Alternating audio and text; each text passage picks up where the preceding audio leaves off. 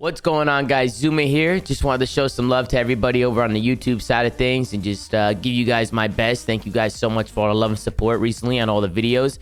If you guys haven't already, please hit that subscribe button, man. We got a lot of people who are tuning into the videos, but they're not subscribed. So it would mean a lot to me and the whole team if you guys hit that sub button. And once again, I hope you guys are enjoying. Thank you guys so much for watching. And if you guys have any ideas or have anything that you want me to watch or want me to react to or want me to play, any games you want to play, any ideas that you guys have or any content that you'd want to see on the YouTube channel, just drop them down in the comments below. And just thank you guys so much for tuning in. And I'll see you guys next time. Peace out, man. 30 minutes long, man. Wonder what he's talking about for 30 minutes. Activated. Damn. All right, well, hey, chat, he looks good, man. Hey, my man Doug looks good. Appreciate it, man. And let's listen. Let's tune in. Censor Martin here. Hope you guys are having a great day. Hey, dog. It feels a little bit weird to be making a YouTube video because what's going on, dog? So much in my life towards this goal that I've set out to be a Call of Duty, not only just a Call of Duty professional. I don't really do this every day to be a COD pro because I know I've been a COD pro before and I've won. It's only for one goal and one goal only. That's to win a world championship. I play Call of Duty every single day of my life. I've sacrificed so much in my life to win a world championship. And for the past year and a half, guys, I've been in the cycle in Call of Duty Challengers. So you have the main pro league with 12 teams, 48 players, super political league. It's not always about being the best. Sometimes you have to be really good and know somebody to get your call up or just be in a good circumstance to get your spot. And it's really about waiting to get your spot. And I've waited a year and a half. I haven't had any good results in the year and a half up until just about recently. We just got top 6 in Boston. We just got 4th in the last tournament. We just got top 16 in the one after that. We just lost to a great team. But that's besides the point, guys. The point of this video is really just to bring a little bit more awareness on what the hell is going on right now in Call of Duty. And just to give you guys a little bit more of an update, I'm sure if you guys haven't seen me on social media anywhere, if you guys just follow me on YouTube, you're like, Doug, you are so inconsistent on YouTube. Why don't you post as much as you used to? You used to post every single day. I used to really look forward to watching your videos. And I really appreciate all the love, guys. And I love making YouTube videos. Just my love to be a world champion in Call of Duty is the strongest thing that I've had in my life. And there's nothing that would change that passion and that desire and that pursuit of getting it, especially because I am this close to being there. And it's taken me 2 years of being not only humiliated, having bad results, just being memed all over the internet, just having people just dog on me everywhere that I go. Yeah, that's just true. Nastiest things. I mean, anything that you can imagine. The fuck you, dogs. You left a girl for Call of people Duty, do be saying that. You're a loser, whatever. Like anything. What's up, Dougie Fresh? We got my man Dougie. Hey, Doug, I don't know if you're that close. Doug, I don't know if you're that close. That's really close. It's hard to be a world champ, dog. It ain't easy. And I hope that it could serve as an inspiration. You know what I'm saying, Doug? And this video is really dedicated to everyone else. Doug, I want to be honest with you, Doug. You look good, man. You look really good. My career. And look like $1 million over here. Towards the Call of Duty League, guys, because we have this huge fundamental issue right now in the Call of Duty World League and the Challengers League in general, where the amount of players who are gatekept from having careers right now is so disgusting to me. And the amount of opportunities that these players have and the way that it all works out is also equally as disgusting to me. And a huge change needs to be made fast. So if you guys aren't familiar with why I'm making this video at all, if you don't follow Call of Duty esports at all, there's a unanimous agreement between all the players who play Call of Duty, all the coaches, all the analysts, even in the Pro League. I'm sure everyone unanimously agrees with this. So I don't know why there hasn't been a change yet, but the Call of Duty League decided to just announce 6 weeks before the World Championship their structure for the World Championship. And their structure is that only 8 teams. This is Fugazi, chat. This is Fugazi. Then you have the Challenge Championship, which is what I'm referring to. Like what Doug's saying right here is true. They said that only 8 teams are going to be allowed to go to this tournament. And the top 4 teams internationally are going to automatically qualify for it. And then there's going to be 1 spot through North America, Latin America, Australia / Pacific, like China in that area, and then EU that are going to get a spot. So there's only going to be 2 North American teams competing at the Challenger Championship. If you guys look back at this Toronto tournament just happened, we just placed 5th, and the top 8 teams were all North American teams. But 6 of the teams that are going to be going to the World Championship are not going to be North American teams. So just by that stat alone, mathematically speaking, guys, only 2 teams from North America, where the favorites are all in North America. There's probably 5, maybe 6 teams that could actually win. Only 2 will be allowed to participate in the tournament because they want to give everybody around the world a chance to participate in the tournament. So what I want to show you guys right here is this spreadsheet that we have made for the Challengers division, where essentially all the highest seeds and players and whoever the next up is in the pro league that's going to be an MVP and a world champion one day is competing in here right now. And I'm one of these players. So this is me right here. I'm on the 7th place team in terms of points. If you guys want to rate these points, I think this whole system is a joke, to be honest, because I look at these points and I look at some of the players with points in this system. And by the way, guys, this is going to be a very brutally honest video coming from my heart. And I'm not going to hold back in this video, and I'm only getting started. I'm just going to give you guys my opinion. And if you don't agree with me, that's fine. But I look at these points, and I have 15,700 points. I laugh at a lot of the players that have more points than me because I know they don't have what it takes to win, and they're never going to be able to make it. I'm never going to like say who they are personally, guys, but this whole system and the structure of this system, and you can see the results from the online competitions to the LAN competitions.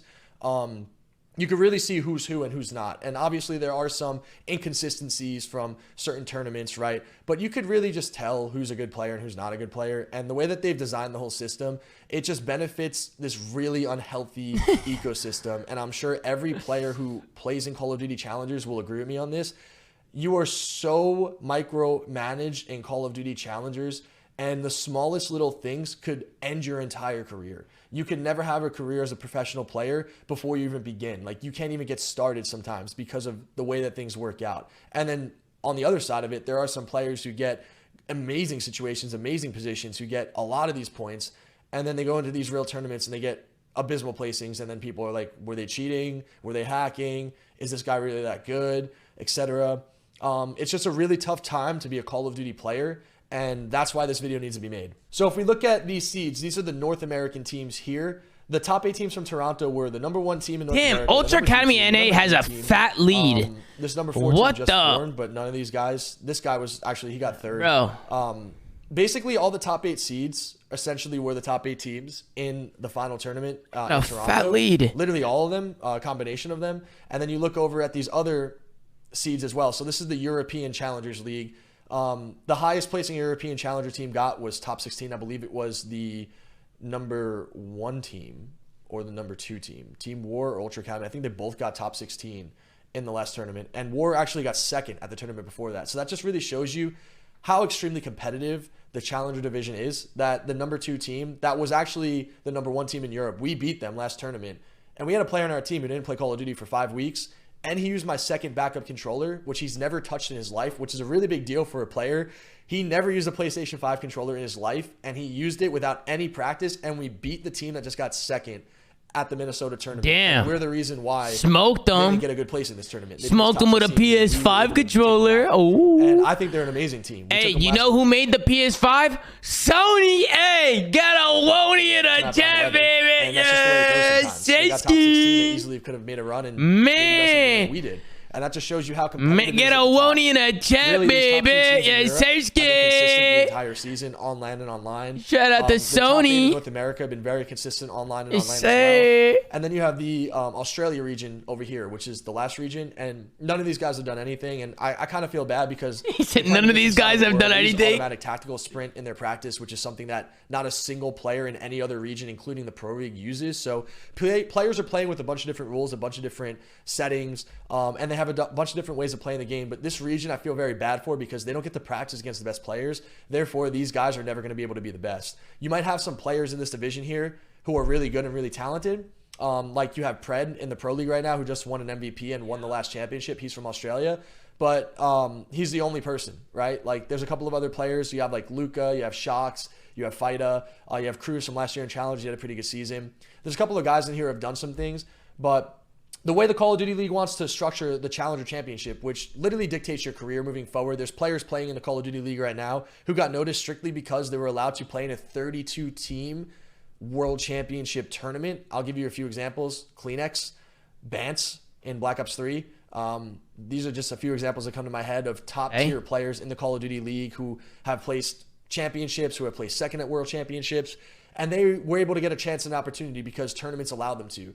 And now, for some reason, the Call of Duty League is really gatekeeping the competition. They're not capitalizing on who's the best players. And they're also giving opportunities to teams and players who, quite frankly, just don't deserve them. No players in Australia deserve any of these spots over the Challenger Championship tournament, over any of the top 8 teams in North America at all.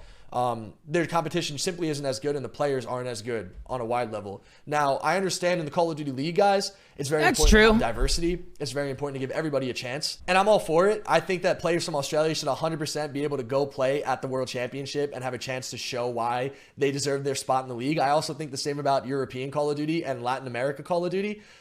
Because I do think there's actually really good teams in Europe that could compete and win and be pros. And obviously in North America, we have like 8 teams, 5 powerhouse teams and challengers right now that could all be pros, that could all beat pro teams right now. And unfortunately, because the league wants to make the World Championship extremely exclusive, they're only allowing 8 teams to play in it. And 6 of the teams are going to be from the region that are not in the most competitive area in the game. North America is the most competitive region by far. And we're only going to have 2 teams representing our region for the World Championship. That's actually kind of crazy. Bet my house that one of those 2 North American teams are going to win it, and they're going to win it easily. Like, your house? You guys could quote me on this.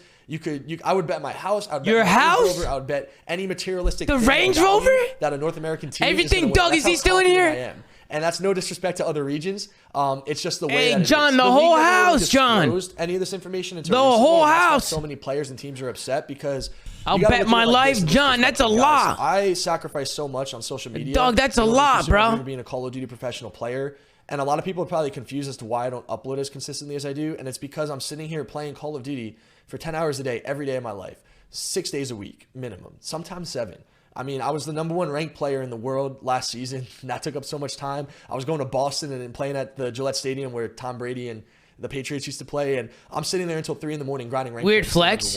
I like it though, Doug. Content with Boston. I'm sitting out there making sure that my team's set and we're ready to go. I'm going over. I like it, Dougie. Team. I'm practicing every single day. I'm busting my ass out here, man. I've worked as hard as I've ever worked in my life towards a goal, and after a year and a half of working my ass off towards this goal, I am so close. I'm this close to where I want to be and to get my pro spot and be able to compete and contend for a world championship and make content around it and do all these aspirations that I've been dreaming and killing to do.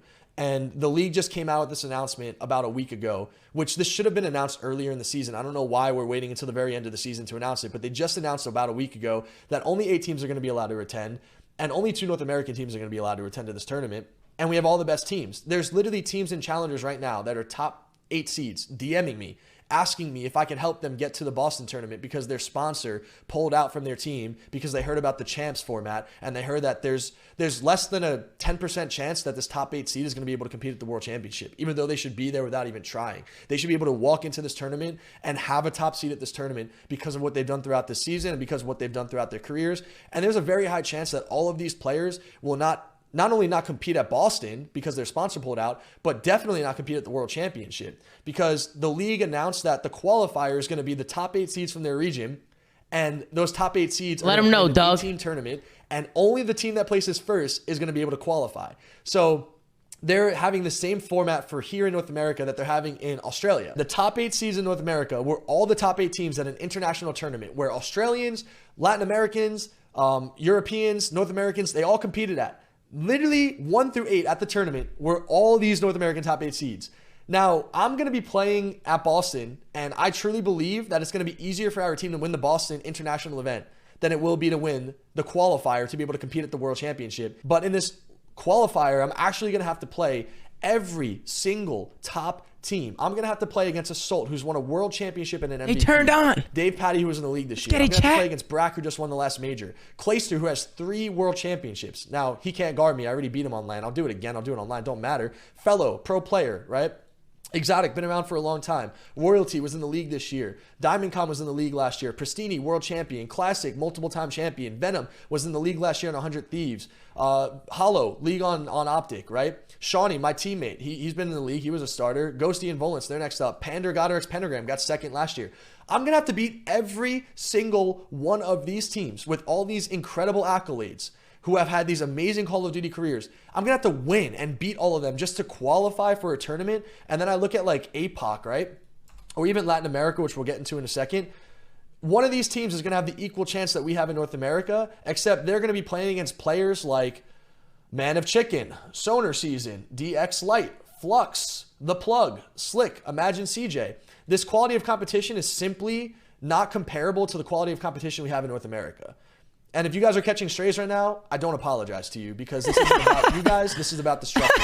I believe that all these teams should have an equal opportunity. Oh man, bro, my bad, guys. Hey, my bad to everybody who just got I don't cooked. mind any of these Australian teams going to the World Championship at all, and I feel very bad that because they live in Australia, they're not allowed to play against the best players in the world, and because of that, they're not allowed to be the best. But there are outliers, and that's why I do think that they all deserve their chance. Same with Europe. But I mean, even when you look at these European teams and their results, really just these top 2 teams are the only ones who have done anything. You know, everyone else, I mean, this Rocker Academy team got top 24 back-to-back tournaments, but online they win because they have a really good connection in Spain.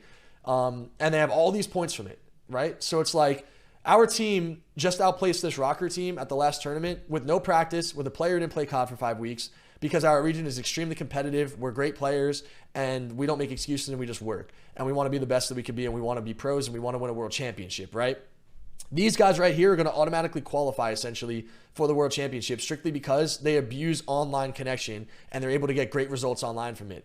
And I'm using them as an example because everyone in the league is talking about it. And it's just something that I just want to be blatantly honest about. I respect those players. I think that some of these guys are really good, like this Real guy. And I definitely think they have an opportunity and they deserve an opportunity to compete at the World Championship too. But for them to auto-qualify when their actual placings in tournaments are top 24 is simply disgusting to me. And if any of those players are proud of that, then shame on them because they don't deserve it. And I think everyone agrees with me on that, to be honest with you. They don't deserve it based off the only thing that's like weird about this video, like, and I know Doug's in here, is like opportunity to play in this select. Bro, I don't think any pro teams gives a fuck who's winning in challengers. This is a player who's actually representing team. I think they just care about more who's shitting on people in challengers. Like they look at more individuality than teams. This team is great, and we just beat. You know what I'm saying? Round 11. And he even said it's going to be a fake win if they do win the World Championship. Like Ego, think about it. Ego, think about it, right? Like they're like pro teams are gonna look at teams pro teams are gonna look at teams that are at the top for sure. Like you'll get a lot more attention if you're winning, but winning in challengers doesn't guarantee you a spot on a pro team. Like Capsule got picked up. He was placing top 30. You don't get picked up always because of like placings. You get picked up mainly because of performance. Individual performance is why you mainly get picked up. Got a lot of respect, but it helps. It does help. Marstar, it helps. It does help. It does help to win, though. Just show up to a tournament and do your thing. It does help to win. You have to like beat any good teams, and you're going to auto qualify because of your points, because of the structure of the system. And I just wanted to show this here because this is one of the guys who has an auto qualified spot, and he's actually agreeing with the concept of this structure being horrible as well. And just to bring it back to me and my situation right now, guys, we're currently sitting as the 7th seed in North America, which is not too bad. You know, our placings are better than what our seed is, and our seed's not as good as it is because I was in the cycle for a lot of the year. And basically what I mean by the cycle is like, if you're on a team and your team's doing pretty good, but you get dropped for whatever the reason is, it's really hard to bounce back and get on another good team because if you don't have a lot of points, a lot of these teams aren't going to want to play with you because the points matter a lot in terms of your matchups and your head-to-heads because it's basically these tournaments every single weekend. And if you're playing in a bad team, you're going to be playing against a great team to get advanced into the tournament. And your team is probably not going to have much practice. You're probably not going to have the best players. And you're going to be going against a team that's actually a good team that could actually win a tournament. And you're most likely going to lose that series about 90 to 95% of the time. And that's the cycle that I've been involved in challengers for a year and a half. And I've fought so hard and I never quit. And I never made excuses for any of it. And now I'm in the best situation I've ever been in my challenger career. And it's very humbling for someone like me who has only seen wins and success at the highest level in professional Call of Duty to come into the B tier challenger division and have to scrape and claw and fight and just be at the bottom of the barrel and bottom of the dumps and not uploading on social media and missing out on so many opportunities. Not once did I ever regret it. Not once did I ever, you know, just want to quit. Oh, I wonder if Doug does any skincare. Hey, Doug, do you do skincare? Earlier this year, where I was like, "Fuck it, I might actually just stop doing this," and I stopped out of it very quickly. Hey, Doug, do you do skincare? Do you take care of your skin? I just feel so bad for so many players right now that are being gatekept. Just drink water and work out. I'm probably gonna be okay. I play for Boston, and I'm affiliated with the league in some way, and I'm playing really well. I should start working out. Great, and I'm not really too worried about qualifying. I'm not too worried about getting a good placing in Boston. I'm not too worried about beating all these teams. I'm more so worried about just the general ecosystem of Call of Duty in the league because even Papa Zuma's sad. Look, even Papa Zuma's all fucked up. I worked my freaking ass off to be able to prove to people that I should belong in the league and I should get my world championship. Nah, hold on. I gotta stop you right there. Bro, Doug is the GOAT when it comes to that, man. A lot because he's in the chat. I always be cooking Doug when he's in the chat. So you guys know I keep it real. I keep it 100. Doug always be fucking working, man. Just working, like grinding. He never gives up. What the fuck is he talking about, Pop? You have no idea what's going on, Pop. You don't know what he's talking about. You won't understand any of this, Pop. You won't get it. You won't fucking get it. But dude, you gotta give Doug his credit. You gotta give Doug his credit, chat. You know what I'm saying? Like, he works hard. He knows what he's doing. I'm never gonna stop. He knows what he's doing, man. You know. And I'm gonna make sure that I do it. And a lot of other guys feel the same way as me, and a lot of other guys are just as good, if not better than me. And none of these guys are ever gonna get their chance. They're never gonna be able to play in the Call of Duty League because of the way that the league is structuring these tournaments. It makes absolutely no sense. The only solution is to switch the format so that teams are able to play sub-tournaments in the main tournament to get slightly better placing in terms of their points. And my example of that is this guy named Prezi. I'll leave a link in the description below to his entire format. But essentially, if you lose in a round at top 16 and you want to get to that top 8 round and you lose to a team because they're a better team or whatever the case may be, you'll be placed in a different tournament where you could get all the way up until a top 10 placement, and your tournament will end until you get to the top 10. So that essentially would mean instead of getting the same amount of points as any other team in the top 16, you're going to be able to have the opportunity to get maybe top 10 points or top 12 points, which would give you a better seed for the next tournament. And that's really what Challengers needs more than anything, because the current format makes it so that if you don't have a good tournament in the beginning of the year, it's damn near impossible to come back and to do anything from it. And the example I'll give you guys in Cold War, guys, when I started my Challenger career, I was supposed to be the 4th seed in the first tournament. The Game Battles website simply didn't count my coach now in Boston, Zed's pro points. That was 60,000 points that we didn't get because Game Battles fucked up. And I gave them a week every day. Wait, really? That happened? Hey, please add Zed's pro points to our team. Please. That actually happened? From the European region to the North American region. Please. Doug, that is insane. Yes, we're going to do it. Yes, it's going to happen. You guys missed out on 60,000 points because the website just chalked you guys up? Because we're top 32 at the first tournament, which is just stupid. What the hell? We were having to play the best team next week. Very next week, the #1 team, because of a random bracket. My Doug, yeah, let me my Doug. Top 32 again. Then the next week, I'm playing the #1 team again. Now it's 3 weeks in a row you get top 32 because you don't even get a chance to really start your tournament because you're only playing a one and done best of 5 versus the best team. And this is the cycle that I'm trying to refer to, guys, that happens to so many talented players in the game. And it happened to me for a very long time, and I fought so hard to get out of it. And I never want to be in it again, to be honest with you guys. If I'm playing Call of Duty Challengers, never want to be involved in the cycle ever again in my life. And I'm happy I've gotten past it. And it took a year and a half of consistency, of working my ass off every single day to get out of it. And now I'm really close to getting that spot. But a lot of other guys don't have the time to be able to do that. You know, I've been able to set myself up where I could sit here and play COD as long as I really want to because it's what I love to do, and I don't have to worry about anything else really for the most part. I'm very lucky and I'm very fortunate. A lot of these guys don't have any money. A lot of these guys have nothing. A lot of these guys are sacrificing their collegiate years, 18, 19, 20, 21, 22, 23, 24, not getting their degrees, trying to pursue this dream to be a professional Call of Duty player. Yeah, we just heard Tyler Fellow talking about how he's losing money every month. To get these six-figure contracts, $200,000, $400,000, $500,000 contracts, win a world championship, make $1 million a year annually. That's the dream that's being sold to these players. And the Call of Duty League emphasized so much about highlighting these players that are next up and having this healthy challengers ecosystem, which are quite frankly a bunch of things I didn't give a shit about until I went into challengers. And now that I've been down here for a year and a half, I realized not only how political it is, how broken it is, and how bad it is for your mental health. I feel so bad for every single player that's competing in this Everything's political division. And even the pro space is political. Challenge is political, and so is the pro scene. You know, like, bro, at the end of the day, bro, like, bro, who you know, this and that, who you talk to, this, it can always help you in the end, right? But there's also, I definitely feel like that's getting thrown out the window a little bit, especially in the pro scene. Like, a lot of that shit doesn't matter anymore, man. All they care about now is performing, winning, and that's really all it comes down to. Everything in life, though, yeah, Pop, you gotta know, you know, everything in life is really hope political in some way, shape, or form. Censor, you know, the top guys in the league could not only make a community update video explaining their justification for this format.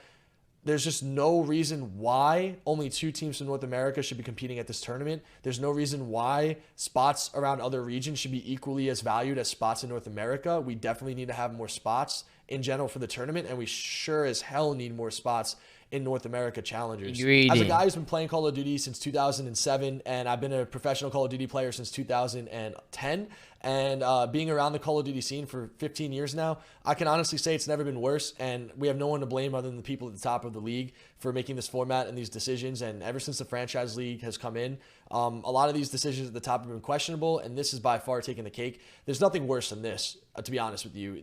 You're gatekeeping a bunch of talented teams and players from playing and having an opportunity to get a six-figure contract because there's players in other regions who just simply don't belong that are going to be getting those spots over us. You're making us have these feelings towards these other players that we shouldn't even be having. I don't think that any of these players in Australia, Europe, Latin America should be catching any of these strays, but they are because of this format. And there's no one for us to blame other than the Call of Duty League. And hopefully they could fix it, man, because although Call of Duty's in the dumps right now and Call of Duty Vanguard is like the least selling Call of Duty of all time and the viewership for Call of Duty isn't as good as it is, I still will always believe in Call of Duty no matter what. My goal is to take Call of Duty esports and blow it up to another level, similar to how Ninja was with casual gaming in Fortnite. That's how I want to be with competitive gaming and actual real tournaments, not these fake Warzone tournaments and these fake Fortnite tournaments where it's some battle royale, just bullshit. I want actual real esports to be highlighted. He's spitting facts though, chat. Yo, he's actually spitting right now. You know what I'm saying? Those battle royale tournaments are so stupid, man. See the way that things have been ran. It's so dumb. They are fun to watch though. And not only change things, but don't get it wrong. Chat, don't get it wrong, man. I really enjoy like when Scump won the 100K. Like those Warzone tournaments are sick, man. Like they are really fun to watch. I think Doug just means on a competitive level. Like the competitiveness of it is nowhere near as competitive as like actual competitive multiplayer Call of Duty. Like there's just way more that goes into it. Like there's a lot of RNG and just a lot of random stuff. And good night, Dad. Good night, Bobs. Everybody say good night to my father. He's in Italy right now. It's what time is it over there? 10, 11? It's about almost 1 in the morning over there. Pop, what are you still doing up? As we speak, there are top 8 seeds in North America DMing me, asking me for help, trying to help me get them to these tournaments because all their sponsors are leaving. Nobody wants to support this because of the league. I know for a fact that we're not happy about this format. Boston in general, we're not happy with this format at all. I think this format is ridiculous. I also know that every player unanimously signed the petition. That Challenger Champs needs a format change and we need more teams to be playing at it. There's not a single coach, analyst, player, team, or fan who agrees with this format, yet the league has been silent, and the only thing they're discussing is potentially changing the qualifier and allowing more teams to play in the qualifier. But ultimately, it doesn't matter if more teams play in the qualifier because all you're essentially doing is allowing lower-seeded teams who most likely have a hacker playing on them to cheat and hack their way to beat some of these top teams in these qualifiers that also don't deserve to be here either. The best thing that the league can do is just simply make Challenger Championship 32 teams, let them all battle it out. Have them play pool play. If you can't have them play pool play for whatever God reason, I don't know why there's no pool play, then just do a 32-team double elimination bracket. It's the best thing you can do at that point. But everything has just went so far backwards in the league, and it's just really disheartening to see as a long-term player. And for someone like me who's worked so hard to get my pro spot back, and I know for a fact I can win at the highest level, and just see the amount of people just talking shit on my name and people who just doubt me, it's fine. But yeah, it's just really, really tough, man. It's just really, really tough. And I know that I'm built for this and I'll be able to persevere and get through it. And there's nothing that's going to stop me from my goal, including a format that makes it damn near impossible for us to have that goal. But I'm still going to fight for my goal. And I just know that there's dozens of players out there. And that's a lot when you think about it. When there's only 48 spots in the league, there are dozens of players out there who will never be able to touch the league because of what this announcement was and how it trickled down and affected our ecosystem. Sponsors are pulling out. Orgs aren't funding teams anymore. Players are losing hope. They're losing passion. That's the last thing you need for your next up division. I mean, you have the G League in basketball. These guys are getting paid and contracted and salaried. You have AAA in baseball. You have XFL for football. Call of Duty Challengers is one of the biggest jokes I've ever had to be associated with in my life. Damn. And, I hope that he's not wrong though. Change this, and I have plenty of solutions that I will be personally emailing to the league to do their job for them, quite essentially. I don't know if this is a money thing. I don't know if this is a logistics thing. Either way, it's wrong. It's always a money thing. So that's where I'm going to end this video today, guys. I know I haven't uploaded as much, but clearly you could tell why I haven't uploaded as much. I mean, I'm putting my life on the line to get my pro spot, man. Like, there's nothing that's going to stop me from being a pro Call of Duty player. There's nothing that's going to stop me from winning my world championship. No format, no player, no opinion, no outside noise. Nothing will change what I'm going to do, and nothing's going to change the work ethic that I'm going to put in. And this video is mostly about the general Call of Duty League and the structure and the system and the format. Things need to be changed. They need to look back at history and see what worked and emulate a lot of those things, because whoever is making these decisions, I don't know if it's Spencer, I don't know if it's Daniel. I know it's a combination of people at the top. Those are the only two that I know, so I don't want to put it all on them. But you got to get your act together, man. You seriously got to get your act together. It's like you're trying to make the Call of Duty League, the Challenger system, these livelihoods of these people, the mental health of these people, just all funnel downhill and just plunder into the abyss. Like, man, thank God I'm mentally strong. I mean, this is the hardest thing I've ever done in my life. He's like Superman. It was easier to grow a YouTube channel. It was easier to beat Optic in 2 best of 5s. Damn, my bad, Optic. It was easier to win a national championship. It was easier to work out, to get anything that I've ever accomplished in my life was easier than this Call of Duty Challenger ecosystem. Proving yourself as a pro player. It's a joke. Damn. If you guys don't follow Call of Duty esports, or if you don't really know too much about it, I hope this video could really bring you guys back into it a little bit and have you guys have a little bit more of an understanding of what's really going on, because the way the league works and the way that things are, people are just very confused on formats and structures and players, and oh, this guy must suck because this happened to him, and this player sucks because that happened to him. It's like, believe it or not, man, that's not really the case at all. It's just the format really just makes these players look bad all the time, to be honest with you. Like, nobody wins with this format. Nobody. No one at all is going to be a winner from this. Like, even the teams that are winning, like the guys that are at the top, the guys that are auto-qualifying for this tournament, even know that this is going to be a fake tournament if they win it. Heck, if our team wins it, which we have a chance to, I will literally say right after we win it that this was a joke. And I do not feel like I earned this win because I didn't have to play the best teams in the world at this tournament. It's about showing the best talent that isn't in the Call of Duty League that deserves to be in the Call of Duty League. They are not doing that with this tournament. That's simply put. So hopefully they could change that and fix it. I want to give them a chance to fix it. They have time to fix it. If they just announced the format for the Challenger Championship a week ago, they sure as hell could change the format for the championship. There's over 2,000 signatures, all unanimous, of everyone associated in Call of Duty Challenger signed it. The league knows about this. They have time to change this, and I hope that they do. And if they don't, there's nothing I can do other than play and just be the best that I can be, and hopefully our team can win it all. But it's just a joke how it's ran, and I'm just extremely disappointed in the league. And hopefully they get their act together. And if they don't, I don't know what to say. I'm just really at a loss of words at this point. Doug went crazy. Hope you guys Doug went crazy. Me hit the sub button. On this. I really man, Doug went nuts, man. Down below. Please leave a like. Man, he went crazy. Catch my live stream, guys. He went crazy, this John. entire week.